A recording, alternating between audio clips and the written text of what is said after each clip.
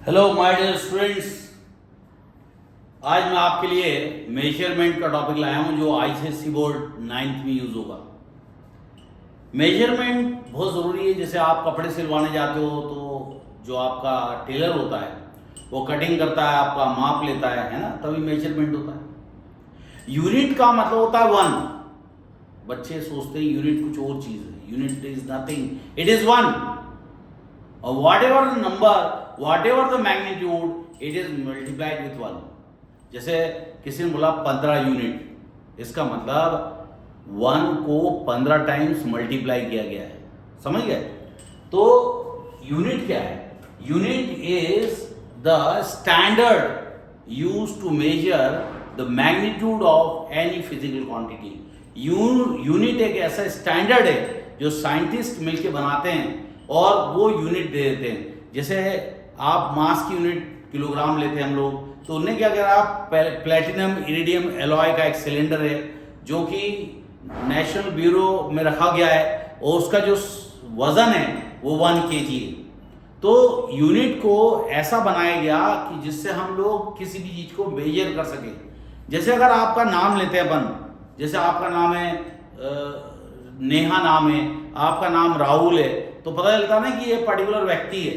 तो किसी भी व्यक्ति की पहचान कैसी होती है? नाम से होती है। अब जैसे बाबा साहेब आम्बेडकर बोलते हैं अपन, तो अपन को पता चल जाता है कि इनने पूरा कॉन्स्टिट्यूशन बनाया था। अपन छत्रपति शिवाजी महाराज बोलते हैं तो अपन को पता चलता है कि एक ऐसा योद्धा थे जो जिनने मुगल के अगेंस्ट बहुत अच्छी लड़ाई करके कई लोगों की रक्षा करी, है ना। तो नाम जो है वो बहुत इंपॉर्टेंट होता है। उसी तरह से यूनिट को भी इसी तरह से माना गया। अगर यूनिट बोल दी गई तो हमें उस चीज की पहचान हो जाती है जिसकी चीज की यूनिट है। जैसे मान लो आप देख लो मास। मास एक यूनिट होती है, मास की यूनिट होती है किलोग्राम, डिस्टेंस की यूनिट होती है मीटर, टाइम की यूनिट होती है सेकंड। इस तरह से किसी भी फिजिकल क्वांटिटी के मैग्नीट्यूड को मेजर करने के लिए जो चीज आई गई वो कही यूनिट। और इसको स्टैंडर्ड इसलिए बोला क्योंकि उसके एक पर्टिकुलर कंडीशन में इसको देखा गया साइंटिस्ट लोगों द्वारा, इसलिए इसको स्टैंडर्ड बोला गया। जैसे मान लो किसी भी चीज को अगर अपन मानते हैं तो उसके अंदर कुछ खास क्वालिटीज होनी चाहिए। तो यूनिट के अंदर क्वालिटी क्या होनी चाहिए कि भैया अगर हिंदुस्तान में किलोग्राम बोल रहे हैं तो पाकिस्तान में भी किलोग्राम ही बोलना पड़ेगा मास का, क्योंकि पाकिस्तान तो हमसे नफरत करता है। अगर हम किलोग्राम बोलेंगे तो वो कुछ और ही बोलेंगे, कोई और ही वर्ड दे देंगे।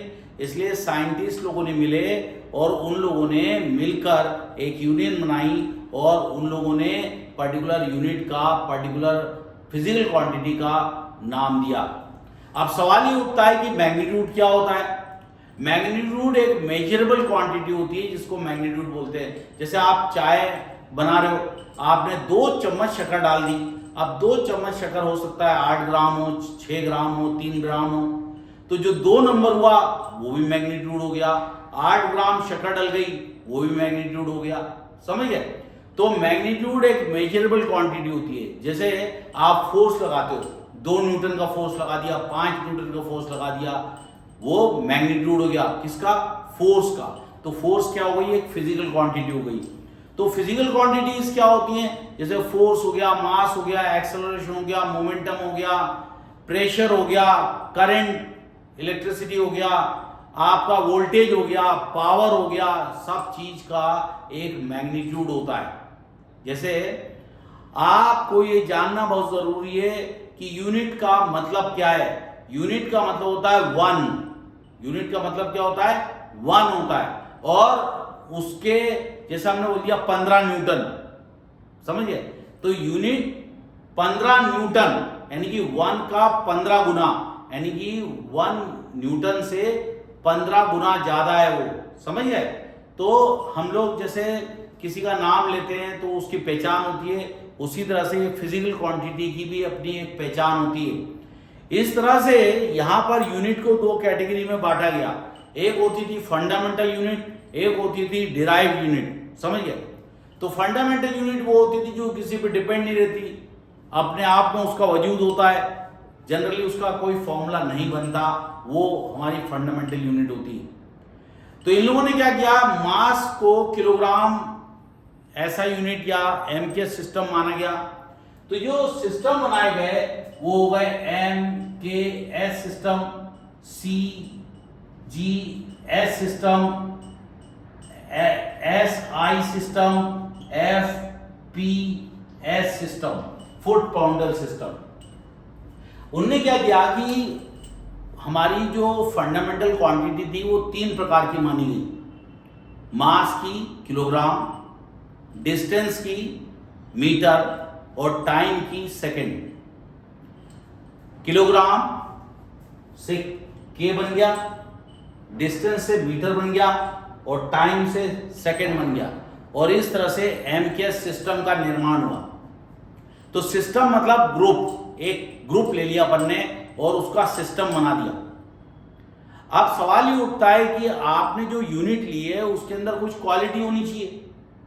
आपने अगर मास का किलोग्राम लिया है तो उसके अंदर कुछ क्वालिटी होनी चाहिए, टाइम का सेकंड लिया है तो उसके अंदर भी क्वालिटी होनी चाहिए। तो साइंटिस्ट लोगों ने उसके लिए एक पैटर्न बनाया कि यूनिट में क्या क्वालिटीज होनी चाहिए। ऐसा एग्जाम में क्वेश्चन आएगा तो आपको लिखना पड़ेगा यूनिट जो होती है इजीली रिप्रोड्यूसिबल होनी चाहिए। इजीली रिप्रोड्यूसिबल होने चाहिए मतलब क्या हुआ कि अगर आप मीटर को सेंटीमीटर में कन्वर्ट कर लो, सेंटीमीटर को मिलीमीटर में कन्वर्ट कर लो, माइक्रोमीटर में कन्वर्ट कर लो, पिकोमीटर में कन्वर्ट कर लो, नैनोमीटर में कन्वर्ट कर लो, गीगामीटर में कन्वर्ट कर लो, चाहे तो आप टेरामीटर में कन्वर्ट कर लो, तो आपस में क्वांटिटी चेंज हो जानी चाहिए। वो हो गया आपका इजीली रिप्रोड्यूसिबल। अगर आप यहां देखोगे तो आपके पास एक और सिस्टम है फुट पाउंडर सिस्टम, यानी एमकेएस सिस्टम से इसमें जाना, इसमें जाना, आपस में किसी में भी कोई जा सकता है। ये जो चीज थी इसलिए उसको बोला गया इजीली रिप्रोड्यूसिबल। अगर 456 ग्राम देखा जाए, 456 ग्राम तो उसका 1 पाउंड होता है, यानी लगभग 500 ग्राम मतलब आधा किलो। अगर कोई जिम में जाता है और 20 किलो के डंबल्स मारता है, 20 किलो के डंबल्स, समझ लो कि अगर किलो नहीं होता वो और वो पाउंड होता तो आप समझ लेते वो 10 किलो है, लगभग 10 किलो।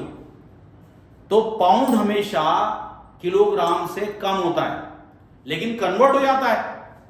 456 ग्राम का 1 पाउंड है और 1000 ग्राम का किलो है, तो 1 किलो में कितने 1000 ग्राम है और पाउंड कितने 456 ग्राम है। तो आसानी से एक दूसरे में वो कन्वर्ट हो सकती हैं, रिप्रोड्यूस हो सकती हैं और डेफिनेट लेंथ की होती हैं। डेफिनेट लेंथ कैसे हो गई कि डिस्टेंस की मीटर, तो डिस्टेंस की यूनिट मीटर रखी गई है, जबकि किलोमीटर भी हो सकती थी, टेरामीटर भी हो सकती थी, गीगामीटर भी हो सकती थी, माइक्रोमीटर भी हो सकती थी। तो ना बहुत छोटी हो ना बहुत बड़ी हो, उसकी एक डेफिनेट लेंथ हो, एक फिक्स साइज हो, एक एप्रोप्रिएट साइज हो, वो यूनिट की क्वालिटी होती है।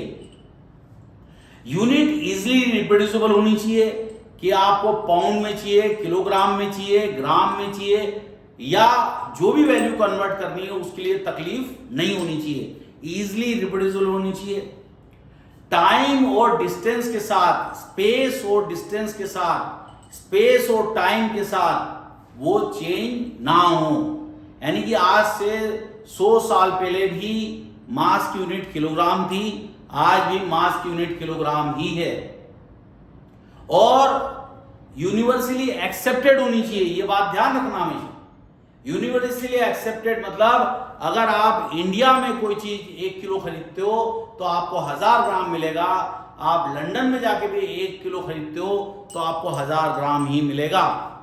तो ये बात हमेशा याद रखना, यूनिट का मतलब क्या होता है 1। बच्चा सोचता है यूनिट एक पर्टिकुलर चीज है, उसको यूनिट बोल रहे हैं।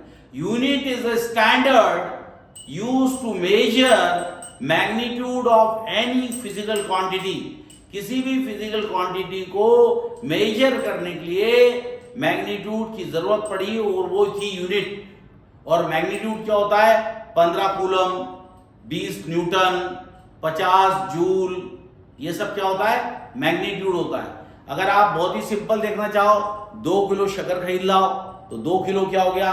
मैग्नीट्यूड हो गया। 5 डजन केले खरीद लाओ तो वो मैग्नीट्यूड हो गया।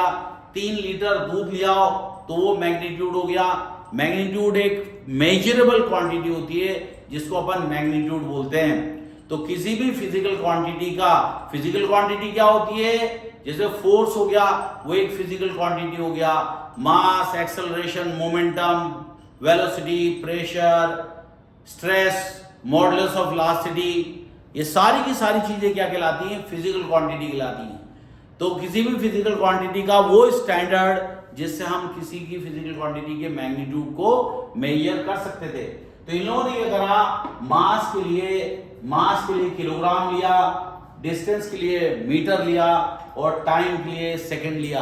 और क्वालिटी क्या होनी चाहिए उसके अंदर? इजीली रिप्रेजेंटेबल होनी चाहिए, टाइम और डिस्टेंस के साथ चेंज नहीं होनी चाहिए, यूनिवर्सली एक्सेप्टेड होनी चाहिए, समझ गए? और उसका साइज डेफिनेट होना चाहिए, बहुत बड़ा या बहुत छोटा नहीं होना चाहिए। तो जो यूनिट, जो क्वांटिटी थी फिजिकल क्वांटिटी, उसको 2 कैटेगरी में बांटा गया, एक डिपेंडेंट और एक इंडिपेंडेंट क्वांटिटी। तो मास किसी पे डिपेंड नहीं करती थी, डिस्टेंस किसी पे डिपेंड नहीं करता था, टाइम किसी पे डिपेंड नहीं करता था, वो अपने आप में एक वैल्यू रखता था। इसलिए इसको अपन ने माना गया 3 फंडामेंटल क्वांटिटीज। और ये 3 फंडामेंटल क्वांटिटी पे एमकेएस सिस्टम का निर्माण हुआ। फिर सीजीएस सिस्टम, आप जो डिस्टेंस है वो सेंटीमीटर में ले लो, मास जो है वो किलोग्राम ग्राम में ले लो, और टाइम जो है वो सेकंड में ही रहेगा। तो जब डिस्टेंस को सेंटीमीटर में लिया जाता है, मास को ग्राम में लिया जाता है और टाइम को सेकंड में लिया जाता है, ऐसे सिस्टम को अपन बोलते हैं सीजीएस सिस्टम। अगर पूछते हैं व्हाट इज एमकेएस सिस्टम, तो बोलना MKS system is a system used to know the magnitude of any physical quantity. CGS system is a system used to know the magnitude of any physical quantity. Mass taken in term of kg, distance in meter, time in second, that is MKS system. Mass in gram, time in second, and distance in centimeter, that is the CGS system. तो जब भी अपन कोई numerical solve करते हैं physics में या chemistry में, तो पूरा सिस्टम सेम रहना चाहिए। अब सवाल ये उठा कि एमकेएस सिस्टम में 3 ही फंडामेंटल क्वांटिटी थी, लेकिन बाद में साइंटिस्ट लोगों ने ऑब्जर्व किया कि बहुत सारी ऐसी क्वांटिटी भी निकली जो किसी पे डिपेंड नहीं करती थी। जैसे आपकी करंट की यूनिट होती है एम्पियर, जो किसी पे डिपेंड नहीं करती, तो करंट को क्या मान लिया गया? Fundamental quantity. इसी तरह से अमाउंट ऑफ सब्सटेंस, मोल, जैसे हम लोग केमिस्ट्री में अगर हमको 3 मोल 4 मोल सोडियम हाइड्रोक्साइड ये सब रहता है, उसके लिए मोल लगाते हैं। जैसे N2 + 3H2 gives 2NH3, तो हम लोग बोल सकते हैं कि 1 मोल नाइट्रोजन, 3 मोल हाइड्रोजन, 2 मोल अमोनिया कंबाइन हो। जब 1 मोल नाइट्रोजन 3 मोल हाइड्रोजन के साथ कंबाइन करता है तो 2 मोल अमोनिया बनाता है। तो मोल मतलब एक अलग चीज होती है, अमाउंट ऑफ सब्सटेंस को मोल में देखा गया। तो जितने भी हमारे केमिस्ट्री के सब्सटेंस हैं, कंपाउंड्स हैं, मॉलिक्यूल्स हैं, एटम्स हैं, उनको काय में देखा गया? मोल में देखा गया। तो मोल भी एक ऐसी यूनिट थी, ऐसी फिजिकल क्वांटिटी थी जो किसी पे डिपेंड नहीं करती थी। तो करंट भी डिपेंड नहीं करता था, ampere, amount of substance depend नहीं करता था, मोल, ल्यूमिनस इंटेंसिटी, जब आप धूप में निकलते हो तो आंख में चमक पड़ती है, लाइट की चमक पड़ती है, इसकी यूनिट है luminous intensity. Candela, luminous intensity की यूनिट क्या है? Candela, CD।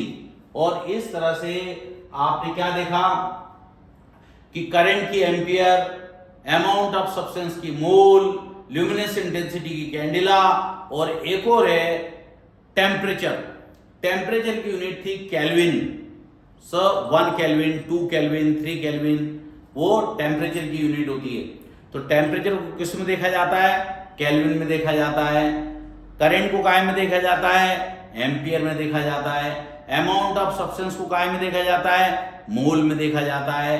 और आपका इस सारी क्वांटिटीज को ऐड करके एक नया नाम दिया गया, वो था सिस्टम इंटरनेशनल। सिस्टम इंटरनेशनल ये मतलब होता था एसआई सिस्टम। एसआई सिस्टम कोई अलग सिस्टम नहीं है, ये enlarge form of the MKS system है। कुल मिला के एमकेएस सिस्टम का बड़ा भाई है, जिसके अंदर फिजिकल क्वांटिटी और एक्स्ट्रा ऐड हो जाती है। इसके अलावा आप देखोगे तो एंगल की यूनिट रेडियन होती है और सॉलिड एंगल की स्टार्डियन होती है। और इस तरह से आपको सब यूनिट भी मिलती है, एग्जाम में पूछते हैं। तो आपको समझ में आ गया होगा यूनिट क्या होती है। यूनिट का मतलब होता है वन, और यूनिट एक स्टैंडर्ड होता है जो किसी भी फिजिकल क्वांटिटी को मेजर करने के लिए यूज करते हैं हम लोग। तो ये आपको समझ में आ गया होगा। अब हम लोग यूनिट के और चीजें पढ़ने जा रहे हैं। देखो एक बात याद रखो, हम लोग यूनिट देखते हैं तो कैसे आगे गाड़ी चलती है। देखो इधर, जैसे किसी ने बोल दिया किलोग्राम, समझ गए, तो ये किलोग्राम जो होती है काफी बड़ी यूनिट होती है। अगर हम लोग ग्राम लेते हैं तो छोटी होती है, फिर मिलीग्राम लेते हैं तो और छोटी होती है, माइक्रोग्राम लेते हैं तो और छोटी यूनिट होती है, समझिए। फिर माइक्रो तक ले लो ये। अब यहाँ पे अगर अपन देखें तो किलोमीटर ले लेते हैं, ये मीटर ले लेते हैं, फिर सेंटीमीटर ले लेते हैं, फिर अपन मिलीमीटर ले लेते हैं, फिर माइक्रोमीटर ले लेते हैं, फिर नैनोमीटर ले लेते हैं, फिर पिकोमीटर ले लेते हैं, फिर इस तरह से चलता है एंगस्ट्रॉम। फिर क्या लेते हैं, एंगस्ट्रॉम, ANGSTROM, एंगस्ट्रॉम ले लेते हैं, फिर टेरामीटर ले लेते हैं। इस तरह से हम लोगों ने क्या देखा कि लेफ्ट टू राइट देख जा रहे हैं हम लोग, देखते पूरा आ रहा है कि नहीं, पूरा आ रहा है। और जब किलोमीटर से ऊपर जाते हैं तो यहाँ पे आपका गीगामीटर आ जाता है, फिर यहाँ पे आ जाता है टेरामीटर, समझिए। और इस तरह से हमारी जो कहानी है वो यहाँ आनी चाहिए। हमें कहाँ आना है, यहाँ आना है, ना तो हमें यहाँ जाना है ना तो यहाँ जाना है। इसलिए इसको बोलते हैं यूनिट की एक डेफिनेट लेंथ होनी चाहिए। एक और बात बता देता हूं कि यूनिट लिखते वक्त कौन सी सावधानी रखनी पड़ती है।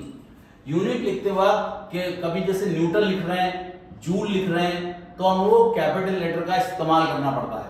इसके बाद ना तो डॉट लगाओ ना तो कॉलम लगाओ, कुछ लगाने की जरूरत नहीं है। दूसरी बात, इसमें एस नहीं लगाना पड़ता है, जैसे कई लोग लिख देंगे NEWTONS, न्यूटन्स, किलोग्राम्स, कभी लगाने की जरूरत नहीं है। प्लूरल नहीं होना चाहिए, और जब भी पूरा वर्ड लिखना है तो स्मॉल लेटर में होना चाहिए, कैपिटल लेटर में वर्ड नहीं ले सकते। आप अगर ऐसे लिखने का NEWTON, ये भी रॉन्ग है, और कैपिटल लेटर में लिखा वो भी रॉन्ग है।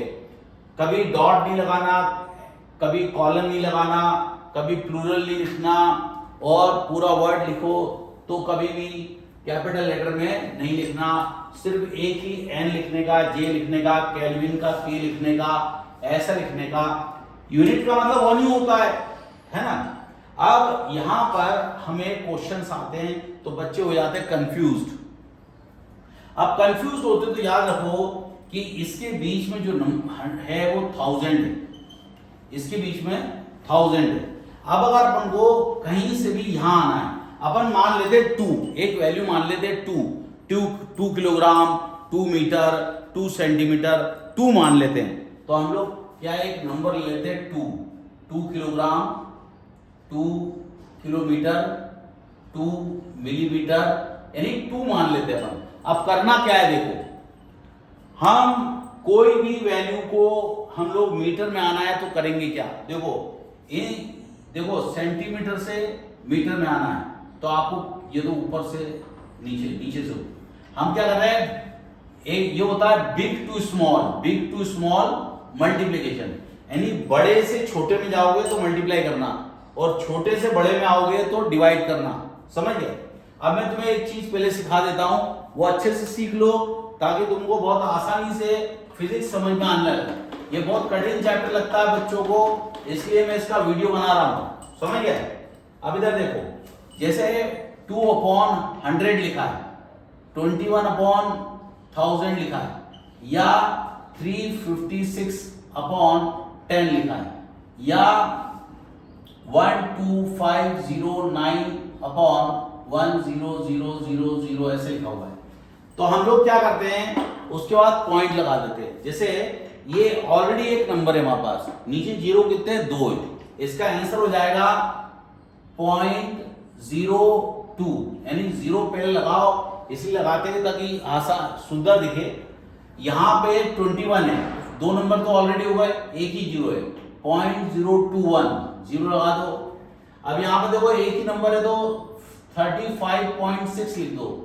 यहाँ पे कितने 1 2 3 4 5 1 2 3 4 5 0.12509 हो जाएगा इसका आंसर।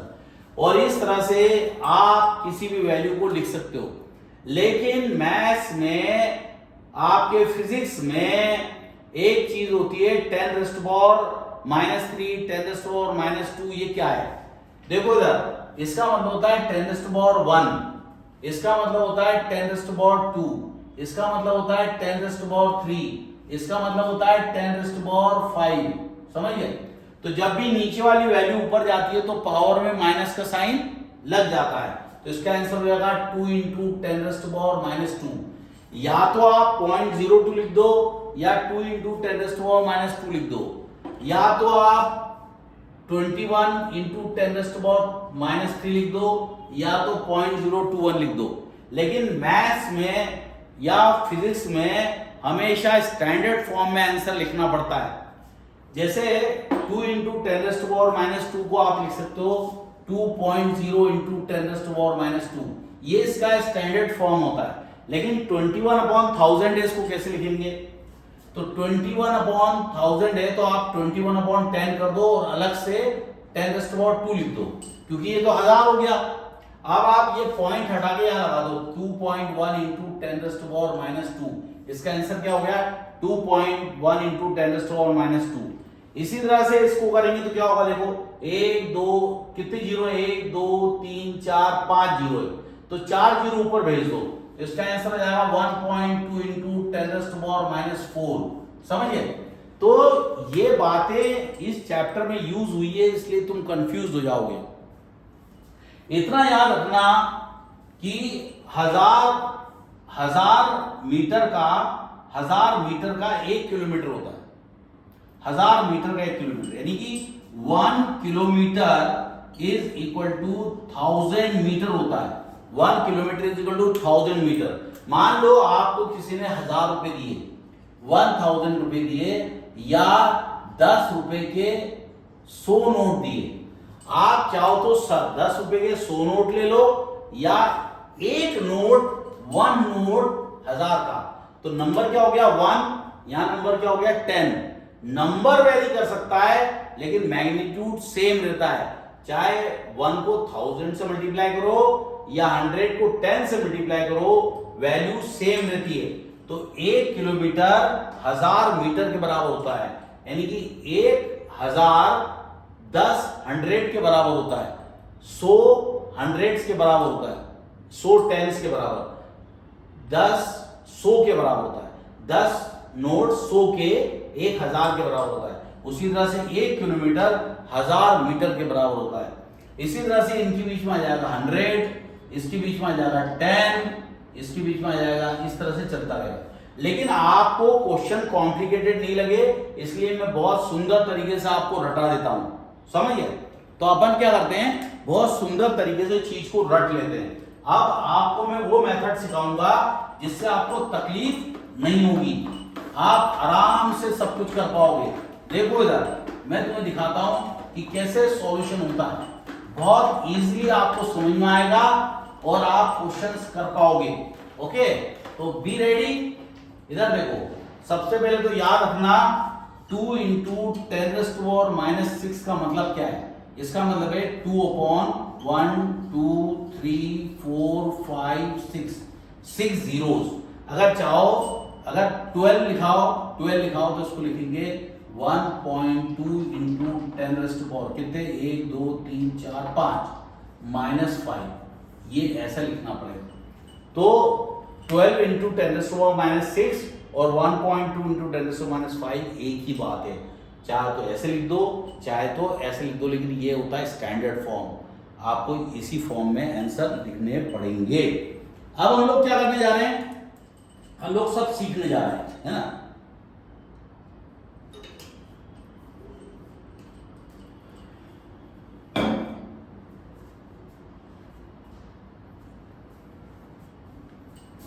इधर देखो,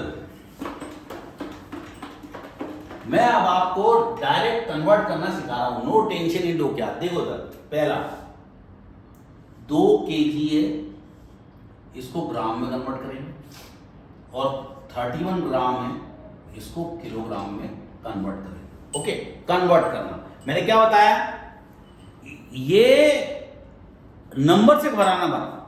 अगर कोई बोलता है कि 2 किलो, मालूम है कि 1 किलो में 1000 होता है, 1 किलो में 1000 ग्राम होता है, तो 2 किलो में कितना होगा, 2 से मल्टीप्लाई कर देंगे। तो बच्चा ये सोचता है कि 2 से मल्टीप्लाई क्यों किया, क्योंकि 1000 था ना पहले, वो बात समझ में आ रही। 1000 प्लस 1000 कितने हो गए, 2000 हो गए। तो 2 इंटू 1000 कर दो, या 1000 को 2 बार ऐड कर दो, यही मैथ्स होती है। तो अपन क्या करेंगे, इनके बीच में फर्क होता है 1000 का, तो अपन क्या करेंगे 2 इंटू 10⁻3, ये हो जाएगा 2000 ग्राम।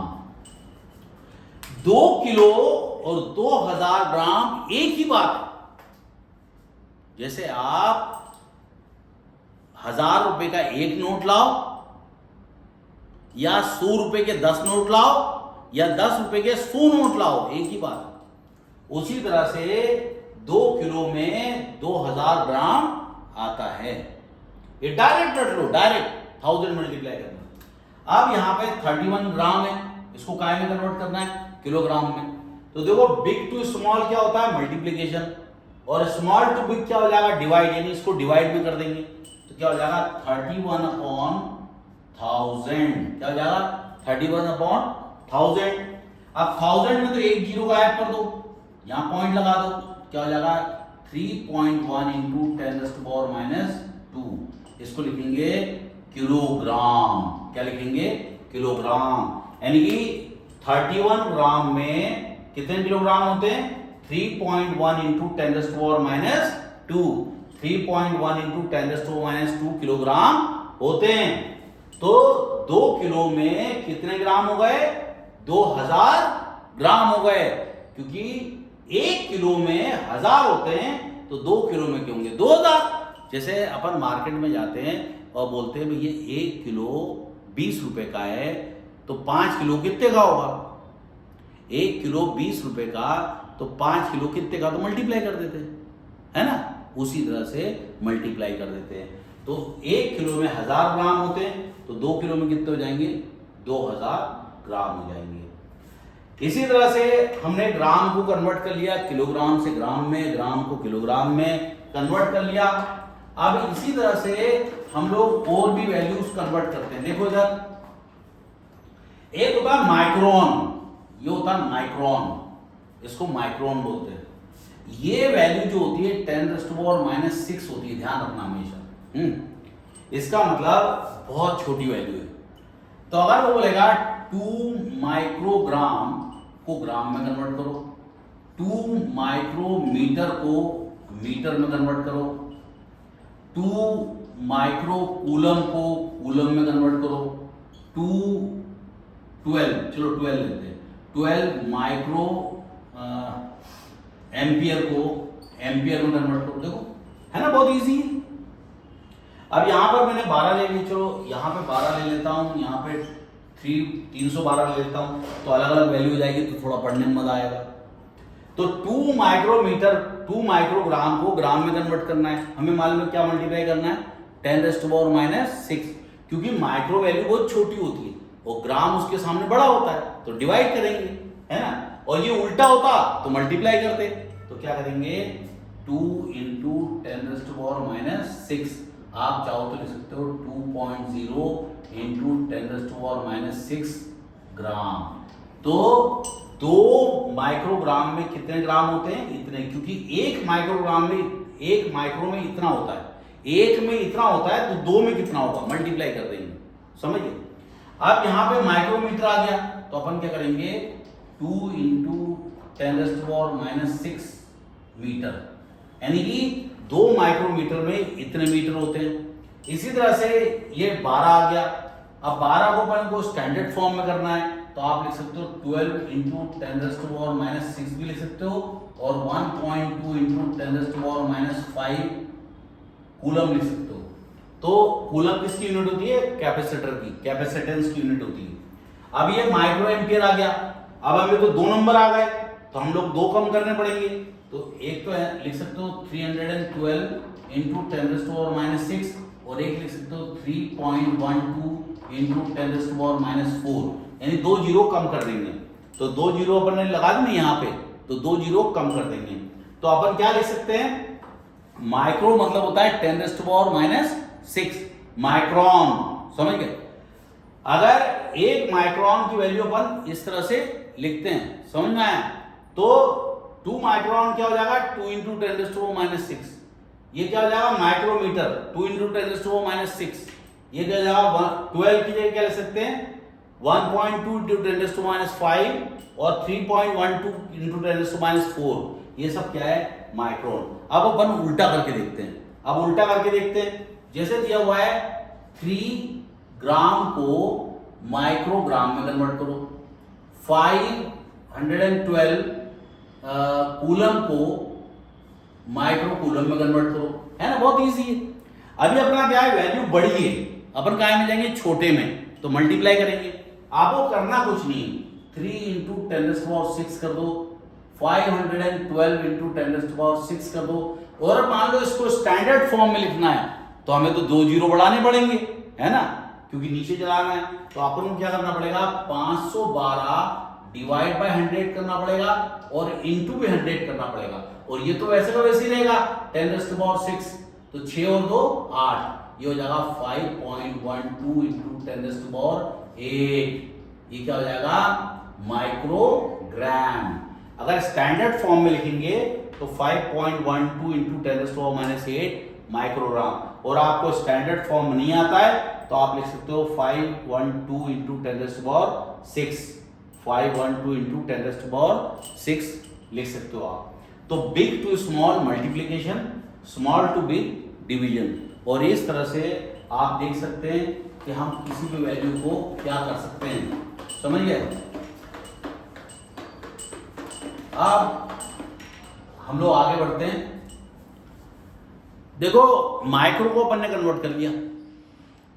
अब हम लोग क्या करते हैं, एटम की यूनिट लेते हैं। एटम का साइज होता है एंगस्ट्रोम और न्यूक्लियस का साइज होता है फर्मी। तो फर्मी भी बहुत छोटी यूनिट होती है, तो 10⁻⁻15 मीटर ये साइज होता है न्यूक्लियस का, और 10⁻⁻10 मीटर ये साइज होता है एटम का। एटम का साइज ये है और न्यूक्लियस का साइज ये है, समझ गए। यानी कि न्यूक्लियस जो होता है, एटम न्यूक्लियस से 1,00,000 गुना बड़ा होता है, समझ गए। यानी क्रिकेट की बॉल हैंग कर दो बहुत हाइट पर और वहां से 5 किलोमीटर का रेडियस लेके स्फेयर ड्रॉन करो, तो वो स्फेयर जो होता है वो एटम होता है, और सेंटर में जो क्रिकेट की बॉल हैंग कर रही है वो न्यूक्लियस होता है। तो 10⁻⁻15 मीटर है। अब जैसे किसी ने बोला कि 2 एंगस्ट्रॉम, क्या क्वेश्चन है, 2 एंगस्ट्रॉम या 4700 एंगस्ट्रॉम, जो वेवलेंथ होती है लाइट की वेवलेंथ हमेशा एंगस्ट्रॉम में रहती है। लाइट की वेवलेंथ क्या में रहेगी, एंगस्ट्रॉम में रहेगी। तो लाइट की वेवलेंथ क्या है, एंगस्ट्रॉम में। तो अपन कन्वर्ट कैसे करेंगे, अब ये क्या है, एंगस्ट्रॉम तो छोटी यूनिट है, अपन को काय में कन्वर्ट करना है, मीटर में। तो अपन क्या करेंगे, 2 इंटू 10⁻10 मीटर, यानी कि 2 एंगस्ट्रॉम में इतना मीटर होता है। अब अगर इसको कन्वर्ट करना है तो क्या करेंगे, मल्टीप्लाई करेंगे, हर किसी में मल्टीप्लाई करना है। तो क्या करेंगे, 47 इंटू 10⁻2 इंटू 10⁻10, तो 2 जीरो कम हो गए, तो 47 इंटू 10⁻8 मीटर। अब अगर स्टैंडर्ड फॉर्म में लिखना है तो एक जीरो कम कर दोगे तो यहाँ पॉइंट आ जाएगा, यह जाएगा 4.7 इंटू 10⁻⁻7 मीटर। आप ये स्टैंडर्ड फॉर्म में भी लिख सकते हो, ऐसा भी लिख सकते हो, और इंटू करके आप तो दो जीरो तो गायब करने ही पड़ेंगे आपको। तो ये क्या हो गया, एंगस्ट्रॉम से काय में कन्वर्ट हो गया अपन मीटर में। अब मान लो ऐसा क्वेश्चन है 287 नहीं, एक काम करते हैं 0.00287 मीटर को एंगस्ट्रॉम में कन्वर्ट करना है। अब क्या कर रहे हैं अपन लोग, मीटर को एंगस्ट्रॉम में कन्वर्ट कर रहे हैं। यहाँ पे क्या किया था अपन ने, एंगस्ट्रॉम को मीटर में कन्वर्ट किया था। अब मीटर को क्या करेंगे, एंगस्ट्रॉम में कन्वर्ट करेंगे, समझ गए। तो मीटर को एंगस्ट्रॉम में कन्वर्ट करेंगे। अब हम लोगों के पास वैल्यू कितनी देखो 1 2 3 4 5 है, इसका मतलब 5 जीरो लगाने पड़ेंगे। तो इसका क्वेश्चन लिख सकते हैं 287 इंटू 10⁻⁻5 मीटर को एंगस्ट्रॉम में कन्वर्ट करना है। अब एंगस्ट्रॉम में कन्वर्ट कर रहे थे हम लोग, एंगस्ट्रॉम से मीटर में कर रहे थे, तो ये मल्टीप्लाई कर रहे थे और ये मतलब डिवाइड कर रहे थे 10⁻10। आप क्या करेंगे, मल्टीप्लाई करेंगे। तो आपको क्या करना पड़ेगा, 287 इंटू 10⁻5 इंटू 10⁻10 करना पड़ेगा, -10 नहीं करना पड़ेगा, क्योंकि -10 क्या किया था अपन ने, डिवाइड किया था ना, स्मॉल टू बिग में गए थे तो डिवाइड किया था। अब क्या करेंगे अपन, मल्टीप्लाई करेंगे। 10 में से 5 गए तो 5 बच गए, बड़े में प्लस का साइन है, तो ये हो जाएगा 287 इंटू 10⁻5। अब मान लो इसको स्टैंडर्ड फॉर्म में करना है, तो अपन को क्या करना पड़ेगा, 2 जीरो बढ़ाने, तो 100 मल्टीप्लाई करना पड़ेगा और 100 डिवाइड करना पड़ेगा। तो ये हो जाएगा 2.87 इंटू 10⁻, 2 जीरो बढ़ गए थे तो 10⁻7। अब ये क्या है, मीटर था, तो ये क्या हो गया, एंगस्ट्रॉम। ये क्या हो गया, एंगस्ट्रॉम। आप यहां से यहां जाओगे तो डिवाइड करना पड़ेगा, यहां से यहां आओगे तो इनटू करना पड़ेगा। तो एंगस्ट्रॉम को भी कन्वर्ट करना आ गया आपको। इसी तरह से आपका फर्मी भी होता है,